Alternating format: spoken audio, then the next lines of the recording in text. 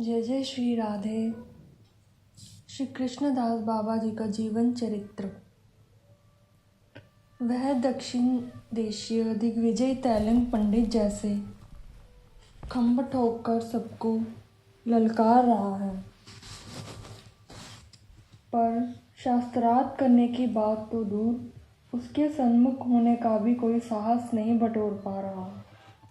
ब्रज के लिए कैसी लज्जा की बात है ये, जो ब्रज सैकड़ों वर्षों से भारत का सांस्कृतिक केंद्र रहा है, वह आज एक तैलंगी पंडित के आगे नतमस्तक हो रहा है।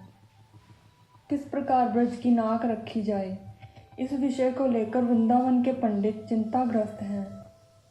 एक ही उपाय है, दिग्विजय को नीचा दिखाने का। उसे गोवर्धन के सिद्ध श्री कृष्णदास बाबा के पास भेज दिया जाए, पर वे यदि भजनावेश के कारण उससे शास्त्रालाप ना करें या अपने स्वाभाविक दैन्य के कारण उससे अपनी अयोग्यता ही प्रकट कर दें, तब तो रही सही बात भी बिगड़ जाएगी। ऐसी कोई युक्ति करनी चाहिए जिससे दिग्विजय उनके पीछे पड़ जाए और उन्हें उससे पीछा छुड़ाने के लिए उससे टक्कर लेनी ही पड़े।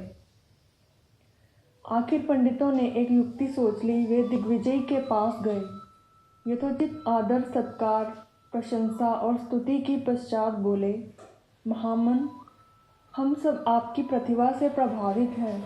हमें ऐसा कोई नहीं जो आपसे आलाप भी कर सके। हमारा निवेदन है कि आप गोवर्धन के श्री कृष्णदास बाबा के पास जाने का कष्ट करें। ब्रज के पंडितों के मुकुटमणि हैं वे। यदि उन्हें आपने परास्त कर दिया तो समझ लीजिए कि विश्व में आपकी विजय का डंका पिट गया। पर वे आसानी से हाथ आने वाले व्यक्ति नहीं हैं।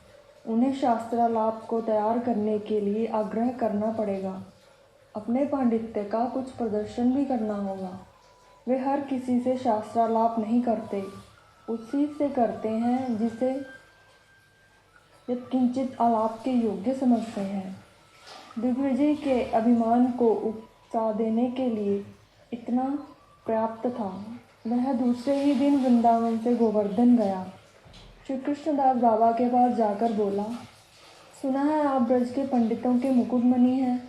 मैं आपसे शास्त्रालाप कर विजय पत्र लिखवाने आया हूँ। बाबा ने सोचा, यह कहाँ की मुसीबत आ गई।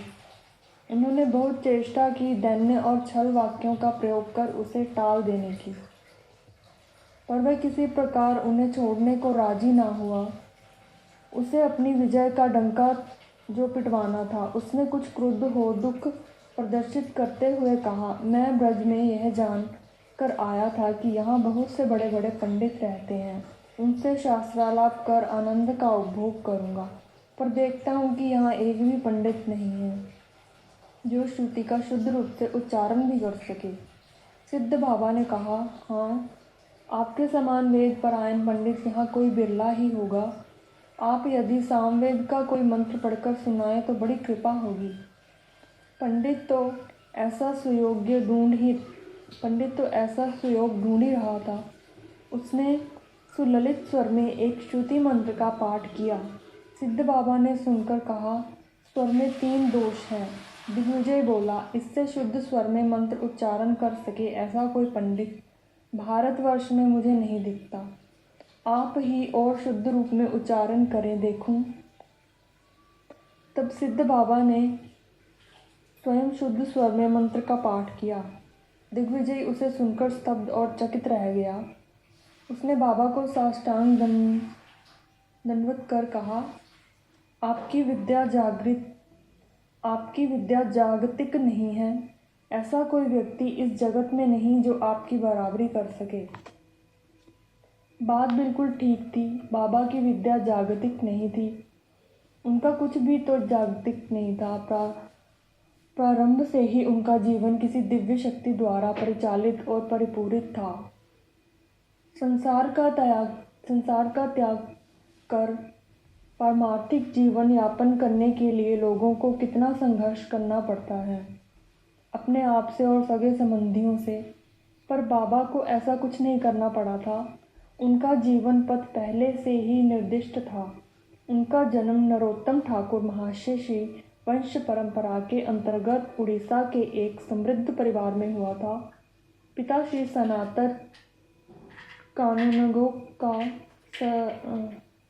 स्वर्गवास होने पर उनकी माता सती हो गई थी। दाह के समय उन्होंने अपने तीनों पुत्रों को कुछ आदेश दिया था। सबसे छोटे बट कृष्ण को वृंदावन में रहकर भजन करने का आदेश दिया था। बड़ वृक्ष की सिद्ध श्री कृष्णदास बाबा के नाम से विख्यात हुए। 16 वर्ष की अवस्था में वे माँ के द्वारा निर्दिष्ट पथ के पथिक बनकर वृंदावन चले आए थे। 2 वर्ष वृंदावन में पाठाभ्यास करने के पश्चात जयपुर गए। श्री गोविंद जी की सेवा के उद्देश्य से वहाँ राजा से गोविंद जी की सेवा का अधिकार प्राप्त कर 8-10 वर्ष तक उनकी सेवा की। बराबर गोविंद जी के राजभोग का प्रसाद ग्रहण करते रहे। गोविंद जी का प्रसाद ग्रहण करते हुए भी वे प्रबल कामवेग से पीड़ित होने लगे। यह देख उन्हें चिंता हुई। शंका जागी कि गोविंद जी की सेवा में संलग्न रहते हुए और उनके चिन्मय प्रसाद का सेवन करते हुए भी काम विकार क्यों। जयपुर में ऐसा कोई ना था जो उनकी शंका का समाधान कर सकता। इसीलिए काम्यवन के सिद्ध श्री जयकृष्ण दास बाबा के पास जाकर उन्होंने इस शंका का समाधान करने की प्रार्थना की। बाबा ने उत्तर दिया, देख बेटा, एक हरे वृक्ष को काटकर पानी में डुबो, कुछ दिन बाद उसे निकालकर बिना सुखाए अग्नि में डाल दो तो वह जलेगा क्या।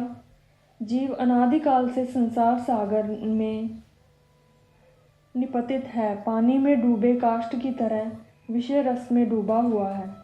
उसे हठात भक्ति रूपी अग्नि में डाल दो तो परिणाम वही होगा जो गीले काष्ठ को अग्नि में डालने से होता है। यदि चाहो कि भक्ति अग्नि उसे पकड़े तो विषय रस को सुखाकर भक्ति का याजन करना होगा। यदि कहो कि महाप्रसाद का विषय रस से क्या संबंध, महाप्रसाद तो चिन्मय है, साधारण विषयों से सर्वथा भिन्न। तो क्या तुम भूल गए महाप्रभु के वे वाक्य जो उन्होंने रघुनाथ दास से कहे थे।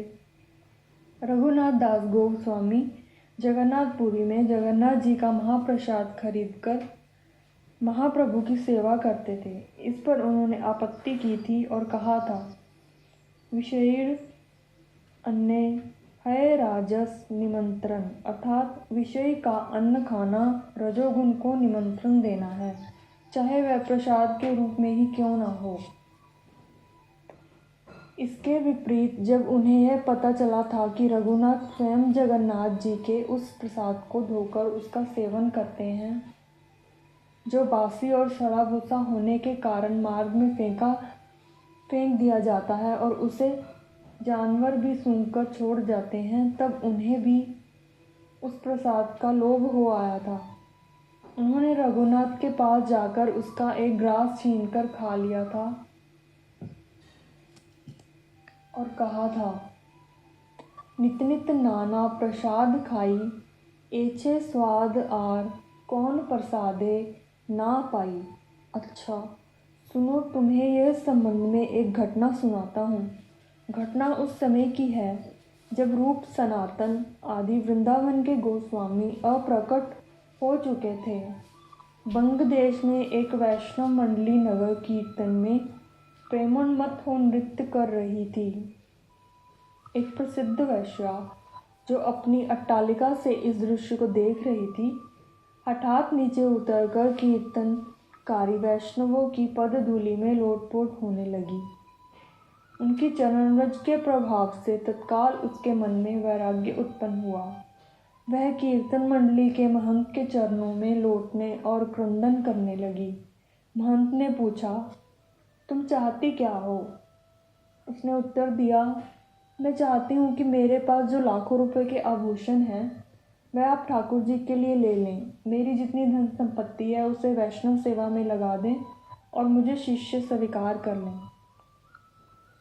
महंत जी ने कहा, मैंने तुम्हारी प्रार्थना स्वीकार की। तुम अब मेरी शिष्य हो। मेरी एक आज्ञा का पालन करो। तुम्हारी जितनी भी धन संपत्ति है और जितने अलंकार आदि हैं उन्हें वृंदावन जाकर श्री गोविंद जी को समर्पण कर दो। वैश्य ने ऐसा ही करना चाहा, पर जब वृंदावन जाकर गोविंद देव के पुजारी से अपनी इच्छा प्रकट की तो उन्होंने कहा, मैं तुम्हारा कुछ भी ग्रहण नहीं कर सकता। वैश्य हताश होकर 3 दिन तक यमुना तट पर बिना अन्न जल के पड़ी रही। तब गोविंद जी ने पुजारी को आदेश दिया, तुम यमुना तट पर जाकर उस वैश्य को ले आओ, उसका सब धन लेकर मेरा भोग लगाओ और अपने हाथ से उसे मेरा श्रृंगार करने दो। पुजारी ने ऐसा ही किया। वैश्य ने स्नान कर अपने हाथ से श्री गोविंद देव जी का श्रृंगार किया। उसके धन से गोविंद देव जी को विविध प्रकार का भोग लगाया गया। वैष्णवों को आमंत्रित कर उन्हें भोजन कराया गया। उसी रात प्रसाद भोजनकारी वैष्णवों को स्वप्न दोष हुआ। प्रातःकाल परस्पर कथोपकथन के पश्चात उन्होंने पुजारी से उस दिन के प्रसाद के संबंध में पूछा, तो उसने आदोपांत सब वृतांत कह सुनाया। वैष्णवगण ये जानकर बहुत दुखी हुए कि उन्होंने वैश्य का अन्न खाया। वे अपनी अपनी कुटिया पर जाकर 3 दिन तक बिना अन्न जल ग्रहण किए पड़े रहे। तीसरे दिन की शेष रात्रि में गोविंद जी ने स्वप्न में उनसे कहा, तुम क्यों मेरे प्रति क्रोध कर आत्महत्या करना चाह रहे हो? आत्महत्या ना करें तो क्या करें? तुमने हमारा गृह द्वार छुड़वाकर इतने दिन अपने चरणों की शरण में रखा। क्या इसीलिए ही वैश्य का अन्न खिलाकर हमारा धर्म क्या इसीलिए कि वैश्य का अन्न खिलाकर हमारा धर्म नाश करो? पंडितों ने एक साथ उत्तर दिया। गोविंद देव बोले, मैंने कब कहा था तुमसे वैश्य का धन खाने को? मैं तो सब कुछ खा सकता हूँ, पर तुमसे सब कुछ खाने को कहूँ तब ना, तो हम क्या करें? महाप्रसाद सामने आए तो उसकी उपेक्षा अपराध के भागी बने। पंडितों ने पूछा। गोविंद देव ने उन्हें ऐसी स्थिति में प्रसाद का केवल एक कण लेकर उसका सम्मान करने का आदेश दिया। जय कृष्णदास बाबा के वचनों से श्री कृष्णदास की शंका का समाधान हुआ। उन्होंने निश्चय किया गोविंद देव के राजभोग प्रसाद का सेवन करने का। वे जयपुर छोड़कर नंदग्राम के पास दोमन वन में पूर्ण वैराग्य से रहकर भजन करने लगे। नंदग्राम से आटे की भिक्षा कर लाते, उसमें नीम के पत्ते मिला कभी पानी में सान कर कच्चा और कभी बाटी की तरह सेक कर खा लेते। धीरे धीरे उनका शरीर दुर्बल होता गया, दृष्टि शक्ति जाती रही, भिक्षा के लिए जाना भी बंद हो गया। कई दिन तक कुंड का जल पीकर रहे। अंत में कुंड तक जाने की शक्ति भी नहीं रही। 2-3 दिन बिना जल के बीत गए। तब करुणामयी राधा रानी का हृदय विगलित हुआ। उन्होंने ललिता सखी से कहा, तू क्या अब श्री कृष्णदास पर कृपा न करेगी? क्या मेरे नाम पर कलंक लगाएगी? ले यह प्रसाद की थाली ले जा और उसे भोजन करा। ललिता जी प्रसाद की थाली लेकर ब्रजबाला के रूप में दोमन वन में श्री कृष्णदास बाबा के पास जा उपस्थित हुई और बोली, बाबा प्रसाद पाए ले। मेरी मैया ने तेरो दुख देख के मुझको भेजो है प्रसाद लेके। इस वाणी सुधा के श्रवण पुट में पड़ते ही और प्रसाद की दिव्य गंध के नासिका रंध्रों में जाते ही कृष्णदास ने दिव्य शक्ति का संचार हुआ। उन्होंने प्रेम से प्रसाद का सेवन किया। प्रसाद सेवन कर थाल को रज से मांज दिया। ब्रजबाला रूपी ललिता ने पूछा, बाबा तू मांगवे को क्यों ना जाए? लाली आँखन ते तो दिखे नाए, मांगवे जाऊं कैसे? बाबा ने उत्तर दिया, अच्छा आँखन ते दिखेगो तो जाया करेगो, क्यों नहीं जाऊंगो?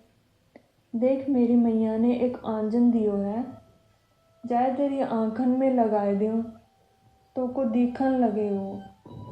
इतना क्या ललिता जी ने बाबा की दाहिनी आँख में कुछ लगाकर जैसे ही बाईं आँख को स्पर्श किया,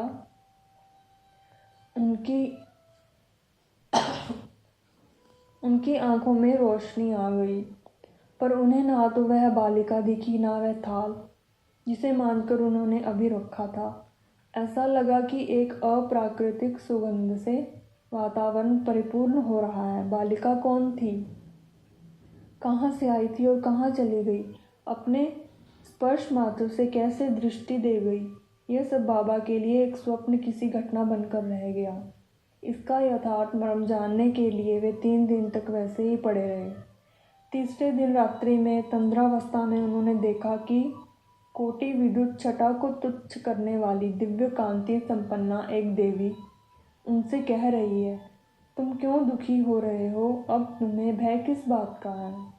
मैं तुम्हारी हूँ और तुम मेरी अभिन्न सखी ललिता के ललित कर देने से दृष्टि शक्ति प्राप्त करने के साथ साथ तुम सर्व शक्ति प्राप्त कर चुके हो। अब निश्चिंत होकर गोवर्धन चले जाओ, वहाँ मुझे प्राप्त करने का सहज सोपान निर्दिष्ट कर मेरे चरणों में निष्ठावान वैष्णवों को कृतार्थ करो। इतना कह देवी अंतर्ध्यान हो गई। बहुत देर तक तब बाबा अश्रु कंपादि सात्विक विकारों से अवसन्न रहे। उसके पश्चात अपने को सर्वशक्ति संपन्न और सफल मनोरथ जाना। प्रेम सिंधु की तरंगों में शुष्क काष्ठ की तरह तैरते हुए गोवर्धन तट पर आ गए। श्री कृष्णदास बाबा गोवर्धन में चकलेश्वर नामक स्थान पर रहने लगे। उस समय राधाकुंड और गोवर्धन में बहुत से पंडित महात्मा रूप सनातन आदि गोस्वामियों के संस्कृत ग्रंथों का सहारा लेकर भजन करते थे। कृष्णदास बाबा को संस्कृत भाषा का यथेष्ट ज्ञान न था, इसलिए वे किसी वृद्ध वैष्णव के निकट हरि नामामृत व्याकरण का अध्ययन करने लगे। उस समय उन्हें एक विकट समस्या का सामना करना पड़ा। उनका अध्ययन भजन में बाधक होने लगा और भजन अध्ययन में, दोनों को अंतराय जान एक दिन अत्यंत दुखित हो उन्होंने मानसी गंगा में प्राण त्याग देने का संकल्प कर लिया। रात अनिद्रा और चिंता में व्यतीत हुई। शेष रात्रि में उन्होंने सुना कि उनकी कुटिया के बाहर से कोई आवाज़ आ रही है, कृष्णदास कृष्णदास। बाहर आए तो प्रत्यक्ष रूप से सामने खड़े देखा अपने अंत्यचिंतित कथा करंगधारी श्री सनातन प्रभुपाद और श्री ललिता देवी को। आत्मविस्मृत और किंकर्तव्य विमूढ़ अवस्था में वे दंडवत कर उनके चरणों में जा बैठे। सनातन गोस्वामी ने स्नेह से उनके मस्तक पर हाथ फेरते हुए कहा, कृष्णदास कुशल पूर्वक तो हो, मधुकरी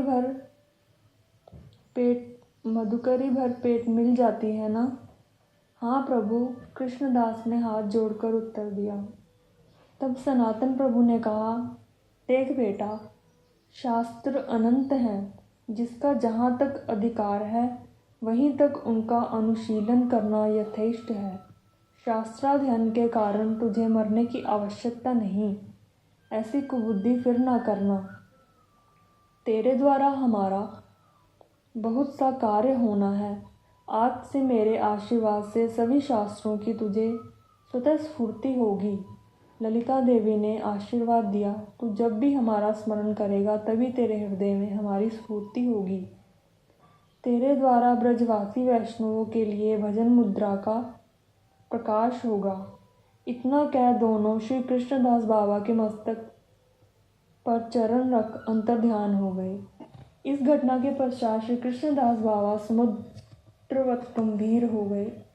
उन्होंने छात्रों को हरिनामामृत व्याकरण पढ़ाना और साधकों को भजन संबंधी उपदेश देना प्रारंभ कर दिया। हरिनामामृत व्याकरण पढ़ाते समय वे प्रति सूत्र में नित्य लीला स्थापन कर भजन मुद्रा के द्वार का उद्घाटन करते, जिससे छात्रों को अध्ययन के साथ साथ भजन शिक्षा का अवसर भी प्राप्त होता। उन्होंने श्री गोविंद लीलामृत, संकल्प कल्पद्रुम, पद कल्पतरु, क्षणदागीति, चिंतामणि, पदामृत समुद्र आदि बहुत से ग्रंथों का अध्ययन कर श्रीमन महाप्रभु की अष्टकालीन लीला स्मरण के साथ श्री राधा गोविंद की अष्टयाम लीला स्मरण की एक पद्धति का प्रणयन किया अनुगत वैष्णवों को वे उसके अनुसार भजन शिक्षा देने लगे। यही भजन पद्धति पर व्रती काल में गुटिका के नाम से प्रसिद्ध हुई। बाबा जिन्हें भजन शिक्षा देते वे सब नित्य रात्रि में उनके पास जाकर अपने अपने भजन की बात कहते। यदि उनके भजन में कोई भूल भ्रांति होती तो वे उसे सुधार देते। एक दिन एक महात्मा अपने भजन के विषय में बिना कुछ कहे क्रंदन करने लगे। बाबा ने पूछा तो बोले, आज मैं कुछ भी भजन ना कर सका। प्रातःकालीन लीला स्मरण में प्राणेश्वरी के दाहिने हाथ में अलंकार पहनाते समय श्रीहस्त की शोभा में मन इतना अटक गया कि बहुत हटाने की चेष्टा करने पर भी ना हटा। बाबा ने उसे उत्साहित करते हुए कहा, तुम्हारा ही तो यथार्थ भजन हुआ है आज। सिद्ध बाबा ने जिसे जिसे भजन का उपदेश किया वे सभी सिद्ध हो गए। साधारण सिद्ध पुरुषों के लक्षणों से ब्रज के सिद्ध पुरुषों के लक्षण सर्वथा पृथक हैं। ब्रज जनानुगत वैष्णवों के अंतश्चिंतित भाव देह की वृत्ति जब बाह्य देश में स्फुट रूप से प्रकट हो दूसरों को दृष्टिगोचर होती है तब उसे भजन सिद्धि कहते हैं। सिद्ध श्री कृष्णदास बाबा के अनुगत्य में भजन कर जो लोग सिद्ध हो गए हैं उनमें मुख्य हैं गोवर्धन के द्वितीय श्री कृष्णदास, मदन मोहन, ठोर के श्री नित्यानंद दास, झाड़ू मंडल के श्री बलराम दास और लाला बाबू तृतीय श्री कृष्णदास। सिद्ध श्री कृष्णदास बाबा की भजन सिद्धि से संबंधित बहुत सी घटनाओं के लोगों ने प्रत्यक्ष दर्शन किए। एक बार वे होली लीला का स्मरण करते हुए अंतश्चिंतित देह से राधा रानी का अनुगत्य कर रहे थे। लीला में उनका अंग अबीर, गुलाल, कुमकुम, कस्तूरी आदि से लीस गया। अर्धवाहावस्था में जब वे भजन कुटी से बाहर गए तो वैष्णवगण उन्हें रंग में रंगे देखकर और अप्राकृत कस्तूरी आदि की दिव्य गंध का अनुभव कर कृतार्थ हुए। एक बार राधा कृष्ण मानसी गंगा में जल केली कर चुके थे। तट पर ललिता विशाखा आदि उनकी वेशभूषा करने में लगी थी। रूप मंजरी आदि प्रसाधन सामग्री एकत्रित कर रही थी। सिद्ध बाबा मंजरी रूप में इत्र की शीशी लिए अपेक्षा कर रहे थे। दोनों का हास परिहास सुन उनके देह में स्तब्ध हुआ और इत्र की शीशी हाथ से गिर पड़ी। उसका सौरभ चारों ओर वातावरण में व्याप्त हो गया। मानसी गंगा पर स्नान के लिए आए हुए वैष्णवों ने उस दिव्य गंध का अनुभव किया। सिद्ध बाबा ने उसका कारण पूछा तो वे अपराधी की तरह बोले, क्या करूं भाई, मैं अपराधी जीव हूँ। सेवा की योग्यता मुझ में है नहीं। प्रिया प्रीतम की सेवा के समय इत्र की शीशी हाथ से गिर गई, उसी की गंध तुम लोग ले रहे हो। एक दिन बाबा हाथ में करुआ ले मानसी गंगा में स्नान के लिए गए। वहां जुगल किशोर की जल केली देख वे भावाविष्ट हो अगाध जल में कूद पड़े। उस समय वहां और कोई नहीं था। बहुत देर तक जब कुटिया पर ना पहुँचे तब सेवक चिंतित हो उन्हें देखने निकले।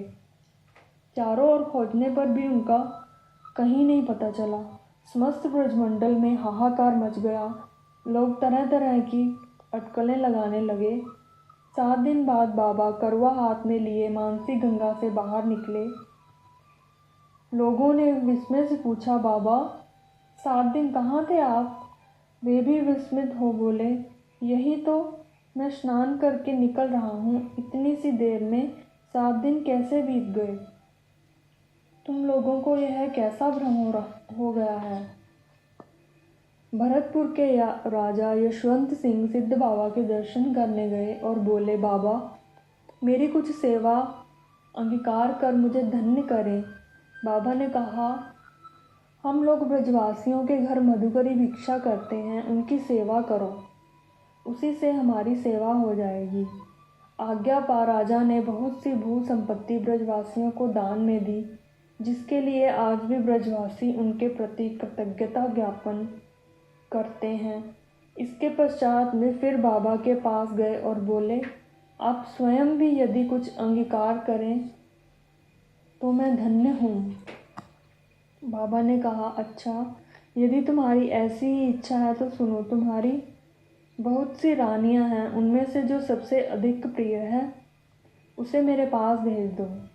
राजा ने ऐसा ही किया। चारों ओर से पर्दे में घिरी हुई सजी धजी रानी लक्ष्मणी बाबा के निकट आई। बाबा उस समय निर्जन में भजनावेश में बैठे थे। कंकन किंकिनी और नूपुर की मधुर ध्वनि सुनते ही आत्मविस्मृत हो विस्फारित नेत्रों से रानी की ओर देखते रह गए। रानी भी 10-15 हाथ दूर स्तंभित हो स्थिर खड़ी रह गई। इस प्रकार एक पहर बीत गया।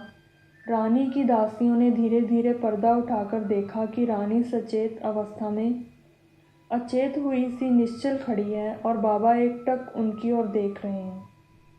तब वे राजा को वहां ले गई। उन्होंने अपनी आंखों से यह सब देखा। बाबा की अवस्था दिन रात समान भाव से वैसी ही रही। दूसरे दिन अर्धबाहा दशा हुई और तीसरे दिन बाहा दशा। 3 दिन तक राजा भी उसी स्थान पर रहे। भाव राज्य का कुछ भी ज्ञान न होने के कारण उन्हें भयंकर संदेह हो गया। तब सिद्ध बाबा ने उन्हें अपने पास बुलाया और मस्तक पर हाथ रखकर आशीर्वाद दिया। उसी क्षण उन्हें स्फूर्ति हुई और वे समझ गए कि सामान्य कंकन किंकिनी की ध्वनि सुन बाबा को आत्मेश्वरी राधा रानी के कंकन किंकिनी की ध्वनि का उद्दीपन हो गया था और उन्हीं का दर्शन करते हुए वे 2 दिन तक आनंद सागर में निमज्जित थे। रानी लक्ष्मणी भी बाबा के दर्शन कर कृतार्थ हो गई। उनकी भक्ति की कथाएं आज भी ब्रज में कही जाती हैं। उन्होंने एक बार राधा कुंड जाकर बहुत सा धन वैष्णवों की सेवा में खर्च करने की चेष्टा की। वैष्णवों ने कहा, हम लोग राजन्न ग्रहण नहीं कर सकते। रानी रो पड़ी और अति कातर भाव से बोली, आपके चरणों में मेरी प्रार्थना है कि आप ऐसा आशीर्वाद करें जिससे मरने के पश्चात फिर राजकुल में मेरा जन्म ना हो। जन्म वहाँ हो जहाँ जन्मने से आप लोगों की सेवा की योग्यता और अधिकार प्राप्त हो। उनका ऐसा भाव देख वैष्णवों ने कहा, तुम एक काम कर सकती हो, यदि अपने हाथ से गोबर के कंडे पाथो और उन्हें बेचकर प्राप्त किए हुए धन को हमारे पास भेजो तो हम उसे स्वीकार कर लेंगे। रानी ने वैसा ही किया। आज तक रानी के दिए हुए उस धन में से राधा कुंड के वैष्णवों की सेवा की जाती है। कहते हैं कि सिद्ध बाबा कई कई दिन तक मानसी गंगा में डूबे रहकर जल स्पर्श शून्य श्री विश्वनाथ चक्रवर्ती पाद के स्वहस्त लिखित ग्रंथ लेकर बाहर निकलते। यह भी प्रसिद्ध है कि श्री विश्वनाथ चक्रवर्ती पाद जब आवरण शून्य स्थान में बैठकर ग्रंथ लिखते तो चारों ओर घनघोर वृष्टि होने पर भी उनके ग्रंथ या शरीर को जल का एक बिंदु भी स्पर्श न करता। सिद्ध बाबा भजन के अनुकूल प्राय सभी ग्रंथ संग्रह कर योग्य व्यक्तियों की सहायता से उनका आस्वादन करते। निश्चल होकर जब वे ग्रंथ श्रवण करते तब उन्हें असाधारण प्रेमावेश होता। नेत्रों से अश्रु, नासिका से श्लेष्मा और मुख से लाल का ऐसा अजस्र प्रवाह होता कि दोनों ओर बैठे 2 वैष्णव लगातार पहुँचते रहते तो भी ना पहुँच पाते। श्री ब्रजमंडल के सारे वैष्णव सिद्ध बाबा के पास जाकर भजन विषयक जिज्ञासा करते। बाबा निरंतर भजनावेश में रहते हुए भी उनके अनुकूल उपदेश कर उन्हें भजन में उत्साहित करते। जय जय श्री राधे।